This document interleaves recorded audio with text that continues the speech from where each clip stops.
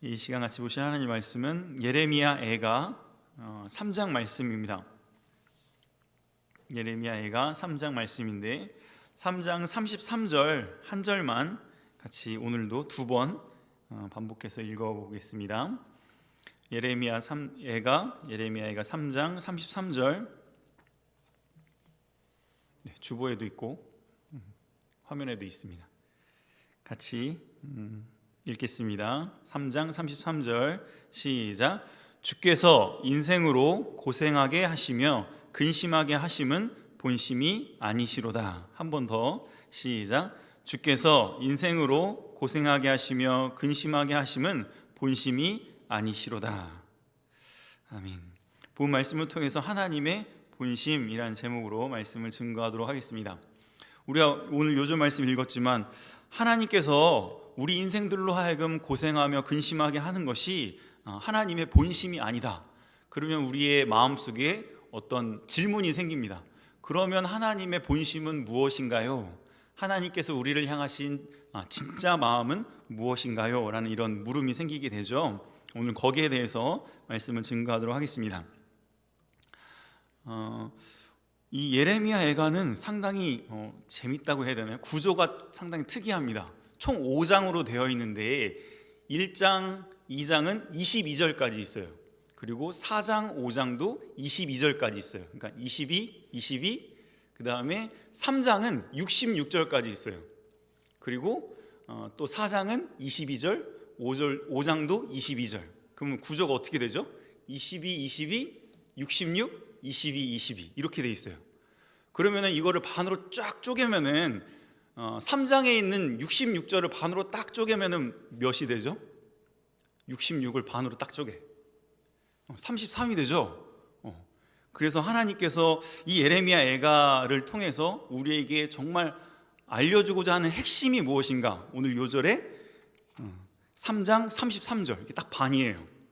하나님의 본심에 대해서 예레미야가 노래하고 싶은 거예요.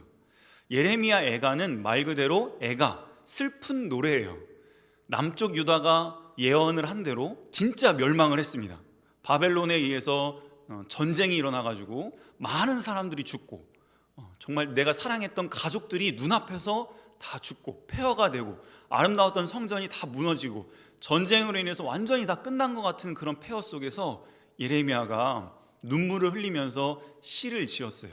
그런데 그 시의 핵심이 뭐냐면 하나님의 마음이에요. 과연 하나님께서 왜 이 전쟁을 허락하시고 왜 이 나라를 완전히 멸망시키셨을까? 거기에 대한 하나님의 마음을 예레미야가 묵상하고 하다가 그것을 깨닫고 이제 쭉 기록을 하였습니다. 그래서 1장, 2장을 보면 슬픈 노래를 계속합니다. 어떻게 하다가 이 나라가 이렇게 되었을까? 정말 많은 눈물을 흘렸던 것 같아요. 그래서 자기의 눈물이 너무 많이 흘려서 시내가 되어버렸다라고 이렇게 표현을 할 정도로 많은 눈물과 아픔을 가지고 노래를 지었습니다. 공과 넘겨보시면 그 집에서 들으시는 분도 이제는 링크를 걸어놨습니다. 이제 거기 이렇게 핸드폰으로 하시는 분들은 이렇게 화면 있고 밑에 누르시면 링크가 떠요. 그럼 거기 누르시면 주보 볼 수 있으니까 TV로 보시는 분들은 좀 어렵겠네요. 핸드폰으로 보시는 분들은 가능합니다. 공과 넘겨보시면 하나님의 본심을 우리가 알아야 한다. 왜냐하면 서로 간에 본심을 알아야 오해를 하지 않을 수 있어요. 누군가가 나를 혼내거나 뭐라고 했을 때 그 사람의 본심을 아는 거와 모르는 거라는 정말 천양지차가 있어요. 저 사람이 나를 혼내거나 뭐 예를 들어서 꾸중을 한다든지 했을 때에도 저 사람이 날 미워서 그러는 건지 아니면 날 사랑해서 하는 건지 그것을 안다고 하면 오해하지 않을 수 있겠죠. 여러분들도 여러분들의 부모님이 뭐라고 혼을 낸다든지 뭐라고 했을 때 부모님이 나를 사랑한다, 사랑하기 때문에 이렇게 하시는 것이다 라는 것을 알면 그렇게 많이 물론 좀 속상하기도 하지만 그렇게 많이 막 낙심이 되고 막 절망하고 이런 정도까지는 아니잖아요. 그래도 어느 정도 이해를 하고 그걸 받아들일 수가 있을 거예요. 마찬가지로 우리가 하나님께서 왜 우리에게 고난과 고통을 주시는지, 왜 우리로 하여금 이런 전쟁으로 인하여서 완전히 멸망시키게 하셨는지, 그 하나님의 본심이 무엇인지를 안다고 하면 그 가운데서 견딜 수 있는 힘이 생기게 되는 것이죠. 하나님의 본심에 대해서 몇 가지 이렇게 정리해 봤는데, 첫 번째는 예레미야가 이것도 기록한 건데, 예레미야 29장 11절에 보면 이렇게 띄어놨는데 혹시 밑에 부분에 보면은 있습니다. 29장 11절 같이 한번 읽겠습니다. 하나님의 마음이 담겨 있어요. 하나님의 마음이 어떤 것인지 한번 읽어보세요. 같이 읽겠습니다. 시작. 여호와의 말씀이니라. 너희를 향한 나의 생각을 내가 아나니 평안이요 재앙이 아니니라. 너희에게 미래와 희망을 주는 것이니라. 하나님 마음은 누가 알 수 있을까? 여러분들의 부모님 마음 누가 알아요? 여러분들 부모님 마음 알아요? 여러분들의 마음을 부모님이 알고 계세요? 상대방의 마음을 이렇게 안다는 건 참 쉽지 않은 일이죠. 우리도 마찬가지. 하나님의 마음을 어떻게 우리가 알 수 있겠어요? 하나님이 알려주셨기 때문에 알 수가 있습니다. 하나님이 알려주셨어요. 뭐라고 알려주셨죠? 내가 너희가 재앙으로 인해서 멸망당하기를 원치 않고 너희에게 평안이 있는 것을 원한다. 특별히 너희에게 미래와 희망을 주는 것이 내 본 마음이다 라는 거예요. 조금 더 나아가면 에스겔서 18장 23절에는 이것도 하나님 마음이 담겨 있어요. 그러니까 악인이 멸망당하는 거, 악인이 그 죄값으로 망하는 거 하나님이 기뻐하시지 않는다 그랬어요. 에스겔 18장 23절도 같이 읽겠습니다. 시작. 주 여호와의 말씀이니라. 내가 어찌 악인이 죽는 것을 조금인들 기뻐하랴. 그가 돌이켜 그 길에서 떠나 사는 것을 어찌 기뻐하지 아니하겠느냐. 이게 하나님의 마음이에요. 아무리 악한 자라고 해도 그 사람이 그 죄에서 돌이켜서 하나님께 돌아와서 회개하고 사는 것을 기뻐하시지, 아무리 연쇄살인마든 아무리 악한 짓을 했어도 그 사람이 멸망당하고 지옥의 심판을 받는 것을 하나님이 기뻐하시지 않는다 그러셨어요. 왜 그렇죠? 하나님은 어떤 인생의 사람보다 사랑이 풍성하신 분이에요. 그렇기 때문에 이 사랑의 하나님께서는 누구도, 어떠한 영혼도 지옥 심판을 받아서 멸망당하기를 원치 않으십니다. 아무리 악한 자라도 그가 돌이켜서 하나님 앞에 돌아와서 회개하고 바로 서는 것을 기뻐하십니다. 이것을 하나님께서 참 신기한 모습으로 보여주셨는데, 북쪽 이스라엘의 제일 악한 왕이 누군지 아세요? 북쪽 이스라엘 왕 중에 제일 악한 왕, 제일 우상 많이 섬기고 선지자 제일 많이 죽이고 하나님이 보실 때 제일 악한 왕, 아합 왕이에요. 그런데 신기한 건 다른 왕들은 한 명도 회개를 안 했어요. 그런데 아합 왕만 회개를 했어요. 죽기 전에. 근데 물론 이제 그 회개가 진실된 회개라고 보기는 좀 어렵긴 했어요. 우상을 버리고 완전히 하나님을 섬기는 모습은 보이지 않았지만 그래도 회개를 하긴 했어요. 근데 남쪽 유다에서 제일 악한 왕이 누군지 아세요? 어떻게 보면 아합 왕보다 더 지독할 수도 있어요. 이사야를 톱으로 켜서 죽이고 누구보다도 우상을 많이 섬기고 했던 악한 왕이 므낫세 왕이에요. 이름이 누구라고요? 므낫세라는 왕이 남쪽 유다의 제일 악한 왕이었는데 그 므낫세를 하나님이 회개시킵니다. 60세가 좀 넘어서 바벨론의 포로로 끌려가게 하세요. 거기서 철저하게 회개를 하고 돌아와서 우상을 다 버리고 백성들로 하여금 너희는 여호와만 섬겨라 라고 선포를 해요. 이거는 아합 왕하고는 조금 다르죠. 이 므낫세 왕은 진짜 회개를 해서 하나님 앞에 돌아왔어요.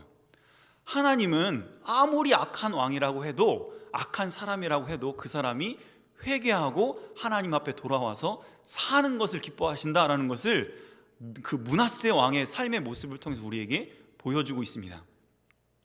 가룟 유다가 정말 안타깝죠. 가룟 유다가 예수님을 팔아서 나중에 자살을 하였지만 예수님의 마음, 하나님 마음은 그 가룟 유다조차도 뭐하고 어떻게 하기를 원하세요? 하나님 마음은 회개하고 사는 것을 원하시는 거예요. 회개하면 아무리 가룟 유다라고 할지라도, 사울 왕이라고 할지라도, 아무리 악한 자라고 할지라도 회개하고 하나님께 돌아오면 하나님이 용서해 주시고 살려주십니다. 그게 하나님의 본심이에요. 죄인들이 하나님 앞에 돌아와서 하나님을 섬기고 다시 사는 것, 그래 생명을 얻는 것을 하나님이 기뻐하십니다. 우리가 사람들이 말로만 그렇게 해가지고는 잘 알 수가 없는데, 여러분들도 부모님 마음 어떻게 알 수 있어요? 맨날 잔소리 하시고 맨날 막 혼내시고 하는데, 진짜 나 미워서 그러시는 거 아니야? 나 싫어하는 거 아니야? 나 다리 밑에서 주워왔나? 뭐 이렇게 오해를 할 수 있잖아요. 그런데 그 부모님 마음을 언제 확실히 알 수 있을까? 부모님들의 여러분들이 그런 걸 좀 체험할 수 있을까? 부모님들은 아무리 아파도 여러분들을 위해서라면 달려가십니다. 목사님도 한번 아직까지 그런 정도까지는 아닌데 그런 상상을 해봐요. 만약에 이제 집에 불이 났는데 이렇게 빠져나왔는데 아직 자녀가 있다고 하면 들어갈 수 있지 않을까? 죽음을 무릅쓰고. 그런 것이 부모님의 심정인데, 내 목숨이 잃어버린다 할지라도, 내 건강을 잃어버린다 할지라도 자녀들을 위해서 희생하고자 하는 것이 부모님의 본성이고 또 부모님의 마음이죠. 근데 하나님께서는 우리를 얼마나 사랑하시는지 어디로부터 우리가 알 수 있어요? 십자가를 통해서 알 수 있습니다. 로마서 5장 8절도 같이 읽겠습니다. 하나님의 그 본 마음, 우리를 향하신 그 마음을 잘 알 수 있는 말씀이에요. 같이 읽겠습니다. 시작. 우리가 아직 죄인 되었을 때에 그리스도께서 우리를 위하여 죽으심으로 하나님께서 우리에 대한 자기의 사랑을 확증하셨느니라. 하나님이 우리를 얼마나 사랑하시는지 십자가를 통해서 알 수 있다는 거예요. 하나님이 나를 이만큼 사랑하시는구나. 그럼 이제 두 번째 질문이에요. 하나님이 나를 그만큼 사랑하셔서 나를 위해서 모든 것을 예수 그리스도까지 내어 놓으실 정도로 사랑하신다 그랬는데, 그런데 왜 하나님은 나의 인생 속에 고통과 근심을 끊임없이 생기게 하시는가? 공과에 보면 여기 그림이 있죠. 누군지 잘 모르겠어요. 연예인이래요. 어렸을 때 사진인데, 예레미야가 이제 눈물 흘리면서 시를 쓸 때 어떤 표현을 하냐면, 옛날에 전쟁이 일어나기 전에는 이 자녀들의 모습이 어떤 모습이었냐면, 예레미야가 4장 7절에 보면, 전에는 존귀한 자들의 몸이 눈보다 깨끗하고 젖보다 희며 산호들보다 붉어 그들의 윤택함이 갈아서 빛낸 청옥 같더니, 그러니까 전쟁이 일어나기 전에 자녀들을 보니까 얼마나 예쁘고 아름답고 그 피부는 하얗고 뭐와 같다 그랬어요? 윤택함이 갈아서 빛낸 청옥같이 그렇게 아름다운 그런 자녀들이었어요. 근데 전쟁이 일어나서 모든 것이 다 폐허가 되어버리니까 어떻게 바뀌었죠? 8절에 보니까 이제는 그들의 얼굴이 숯보다 검고 그들의 가죽이 뼈들에 붙어 막대기같이 말랐으니 이는 거리에서든지 알아볼 사람이 없도다. 옛날에는 그렇게 귀족같이 아름답고 청옥같이 그렇게 빛이 났던 그런 자녀들이 전쟁으로 인하여서 완전히 메마르고 피폐하고 이런 이렇게 쳐다보기 힘들 정도로 그렇게 비참한 모습을 보면서 예레미야가 탄식을 하고 있는 것입니다. 근데 왜 우리 인생 속에서는 이런 고통과 근심스러운 일들이 끊임없이 반복이 되고 계속 생겨나게 되는 것일까요? 우리는 보통 이 모든 것을 하나님이 주셨기 때문에 하나님이 나를 치셨다 이렇게 생각을 합니다. 하나님께서 나를 징계하셔서 나를 치셨기 때문에 나에게 이런 고통과 근심과 아픔이 생긴 것이다 이렇게 말을 할 때가 많이 있는데, 어느 부분은 맞지만 그것이 온전한 답은 아니에요. 나에게 고통당하고 내가 지금 힘든 이유가 하나님이 나를 치셔서 그런 건가요? 하나님이 나를 치셨기 때문에 내가 이런 고통을 당하는 걸까? 아니죠. 우리들로 하여금 이런 고통과 고난과 아픔이 생기게 된 그 이유는 나의 죄에 대한 결과입니다. 우리 인생들이 태어날 때부터 죄를 가지고 태어났기 때문에 태어난 그 순간부터 그 죄로 인한 고통과 아픔과 슬픔과 비참함이 시작이 된 거예요. 우리 인생들의 원래 모습이 그런 겁니다. 우리 인생들의 원래 모습은 죄를 가지고 태어났기 때문에 어느 누구도 이 비참함에서 자유로울 수가 없어요. 인생을 살아가면서 누구도 다 고통과 아픔과 신음 속에서 살아갈 수밖에 없는 것이 우리 죄인의 모습입니다. 하나님이 나를 치셨기 때문에 내가 고통을 당하는 것이 아니라 인생은 태어날 때부터 그 고통 가운데 살아갈 수밖에 없는 그런 존재가 우리의 존재입니다. 우리는 이 비참함에서 우리 스스로 어떻게 발버둥을 친다고 해서 의를 행한다고 해서 벗어날 수가 없어요.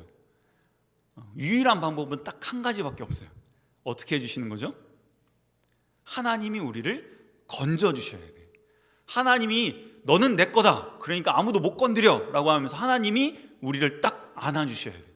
그래야 이 죄와 마귀의 세력으로부터 보호를 받을 수 있어요. 우리가 지금까지 이렇게 인생을 살아가면서 많은 그런 아픔과 슬픔과 심령의 고통을 당하고 있는데, 여기서 벗어날 수 있는 그 길은 하나님께 돌아와서 하나님 품에 안길 때에 참된 구원이 있다라는 것을 우리가 깨달아야 하겠습니다.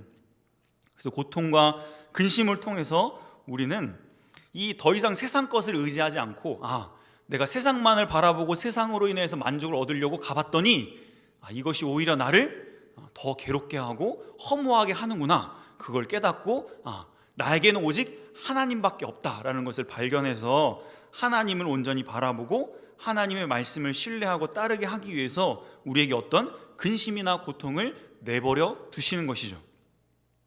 만약에 인생들로 하여금 고통이나 근심이나 이런 실패, 아픔이 없다고 하면 누가 하나님을 찾겠습니까? 요즘도 많은 사람들이 하나님을 멀리 떠나서 하나님을 찾지 않은 이유는 자기 스스로도 충분히 행복하게 편안하게 돈만 많이 있으면 살 줄로 생각하기 때문에 하나님을 찾지 않아요. 그런데 그 가운데서 하나님께서 특별히 은혜 주시면 그들로 하여금 그 모든 것을 다 잃어버리게 하십니다.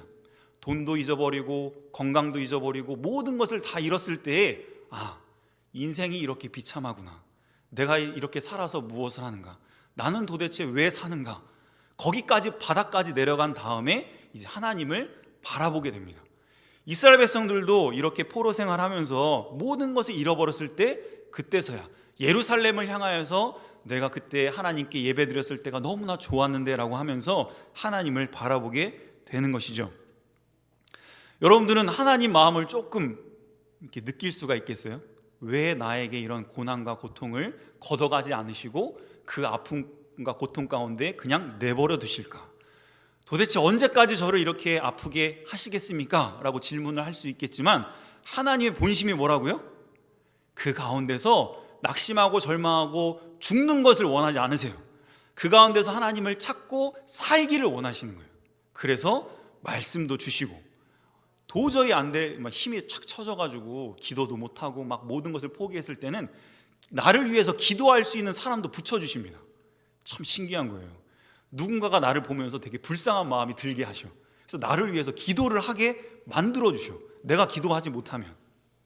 그리고 어떨 때에는 어떤 환경을 통해서 자녀를 통해서 깨닫게 하신다든지, 아니면 심지어는 애완동물을 통해서라도 깨닫게 하실 때가 있어요. 그래서 우리도 하여금 하나님 마음을 알게 하세요.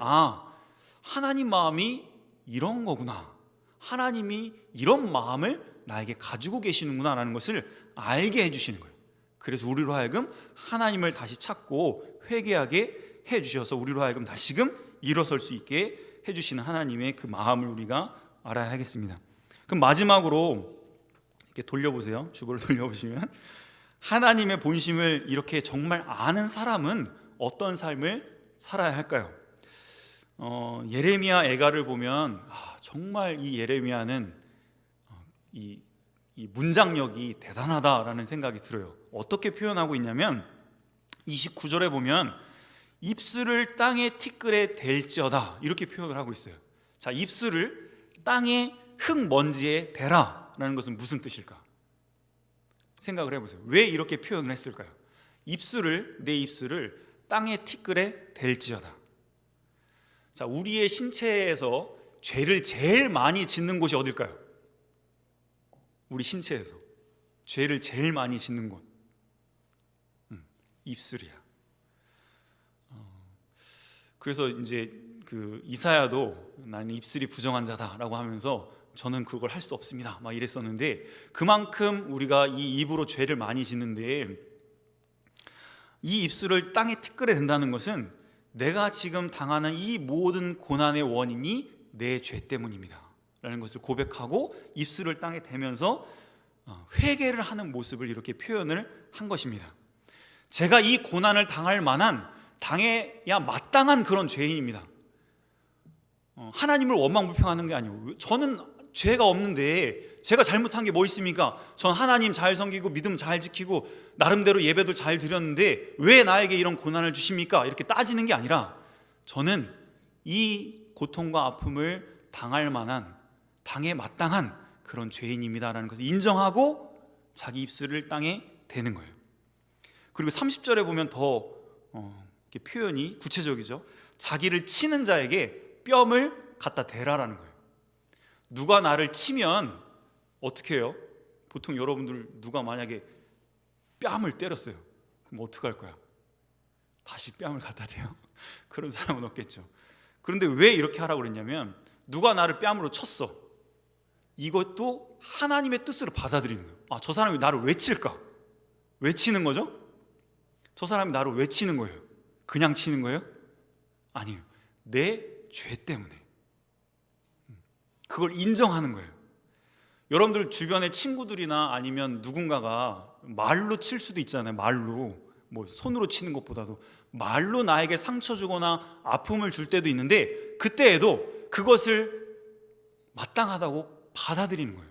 다윗이 그랬잖아요. 시므이가 저주받을 자다라고 했을 때 그것을 다윗이 마땅한 자다라고 이렇게 받아들여요. 그것이 하나님께서 하나님의 본심을 아는 사람의 첫 번째 모습의 자세이고, 두 번째는 그 가운데만 계속 빠져 있으면 우울증 때문에 이제 죽겠죠. 그런데 나는 죄인이다, 나 같은 사람이 살아서 무엇하나, 나는 정말 지옥 멸망을 당할 수밖에 없는 그런 마땅한 죄인이다 라는 것을 깨닫고, 그 다음이 중요한 거예요. 여기서 어떻게 해야 되죠? 살려면 어떻게 해야 될까? 내가 죽어 마땅한데, 죽을 수밖에 없는데, 이 가운데서 나를 살려주시는 그 하나님의 손을 붙잡는 거예요. 하나님이 손을 내미시잖아요 지금. 내가 너를 살려주겠다, 내가 너를 용서해주겠다, 내가 너를 구원해주겠다 라고 했을 때, 그걸 뿌리치는 것이 아니라 감사합니다라고 그 손을 붙잡는 것, 그것이 하나님의 본심을 아는 사람의 삶의 모습입니다. 40절에 보면, 40절 41절은 같이 한번 읽어볼까요? 예레미야가 40장 41절, 예레미야가 이제 같이 이렇게 독려하는 거죠. 3장 40절 41절 같이 읽겠습니다. 시작. 우리가 스스로 우리의 행위들을 조사하고 여호와께로 돌아가자. 우리의 마음과 손을 아울러 하늘에 계신 하나님께 들자. 이것이 하나님 마음을 아는 사람의 모습입니다.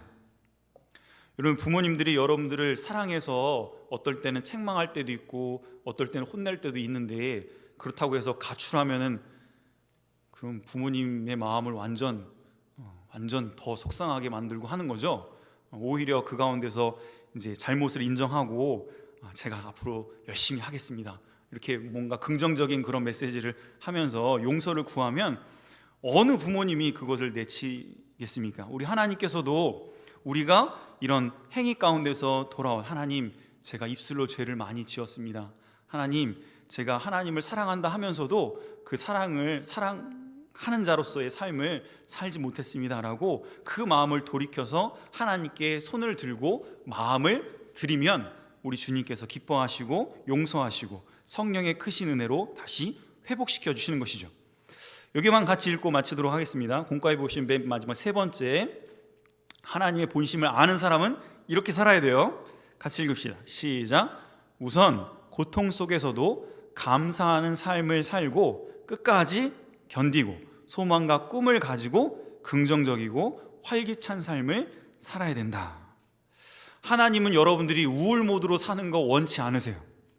우울 모드로 막 세상을 비관하면서 그렇게 자기 자신을 학대하고 막 이렇게 살기를 원하지 않으시고, 어느 정도 자기 죄를 깨닫고 회개하는 모습은 괜찮아요. 그런데 거기에서 더 나아가서 이제는 나를 구원하실, 나를 온전케 하실, 나를 회복시키실 그 하나님을 바라보면서 하나님께 나아가서 기도하고 또 하나님 말씀을 순종하고, 그러면 하나님이 나를 반드시 회복시켜 주실 것이다. 우리 가정도 행복하게 만들어 주실 것이다. 이 나라도 하나님이 치료해 주실 것이다. 이런 희망과 꿈을 가지고 살아가기를 원하시는 거예요. 하나님 마음은 어떤 마음이라고요? 여러분들이 재앙 가운데 슬퍼하며 근심하며 사는 거 하나님 원치 않으세요. 그러니까 그렇게 살면 안 돼. 하나님 원치 않는 삶을 살면 안 되잖아요. 우리 하나님이 원하시는 삶을 살아야 하는데, 하나님이 원하시는 삶은 어떤 삶이라고요? 평안 가운데서 뭐와 뭐를 가지고 사는 사람? 미래와 꿈을 가지고 사는 삶을 하나님 원하십니다. 여기만 한 번 더 읽죠. 예레미야 29장 11절, 예레미야 29장 11절 같이 읽겠습니다. 시작. 여호와의 말씀이니라. 너희를 향한 나의 생각을 내가 아나니 평안이요 재앙이 아니니라. 너희에게 미래와 희망을 주는 것이니라. 아멘. 같이 기도하겠습니다. 하나님 아버지, 저희가 짧은 시간이지만 말씀을 통하여서 하나님 마음이 어떤 마음인지 저희가 말씀을 통해서 배웠습니다. 저희가 배우는 것에서로 그치지 않게 하여 주시고 이것을 느낄 수 있도록 삶을 통하여서 알려주시옵소서.